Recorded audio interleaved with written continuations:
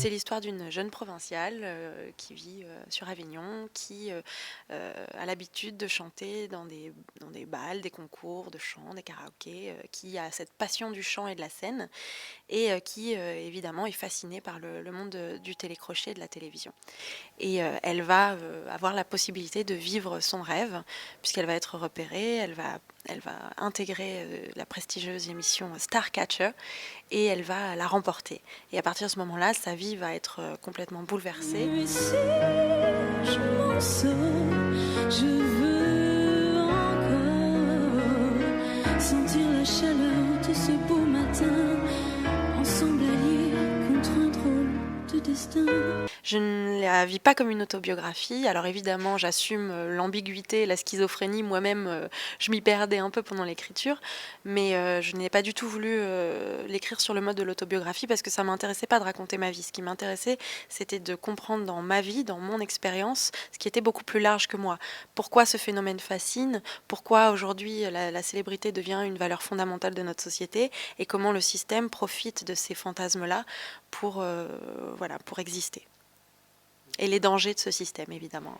C'est une vision personnelle et c'est une violence qui est la retranscription de celle que moi j'ai ressentie à l'approche, en abordant cette expérience-là qui a été effectivement bouleversante et un peu traumatisante. Donc le texte ne pouvait être que violent venant de moi parce que je l'ai vécu de façon extrêmement violente. Je crois que je suis quelqu'un de très sensible et que tout simplement c'est quelque chose pour lequel j'étais pas complètement armée. Dans ces expériences très brutales de célébrité soudaine et très extrêmes, mais je pense pas qu'à mon expérience, je le vois un peu chez toutes les grandes stars internationales dans les médias.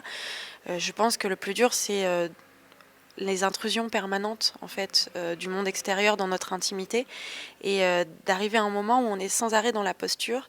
Je parle dans le livre d'avatar, c'est-à-dire qu'on construit avec cette célébrité une image idéale de soi que j'appelle l'avatar, et on finit par s'identifier à lui. Le problème, c'est que cet avatar, il n'a pas d'émotion, il n'a pas de sensation, et c'est une image, c'est une posture. Et je crois à un moment qu'il faut essayer de démystifier un peu, qu'il faut un peu s'éloigner de son avatar, en tout cas avoir de la distance avec lui. Il y a quelqu'un qui savait très bien le faire, c'est David Bowie, mais même David Bowie, par exemple, qui créait de nombreux personnages, de nombreux avatars, à un moment s'y est perdu et s'y est noyé, parce que la médiatisation, la célébrité, le regard que les gens portent sur vous, c'est très fort, c'est quelque chose d'extrêmement puissant.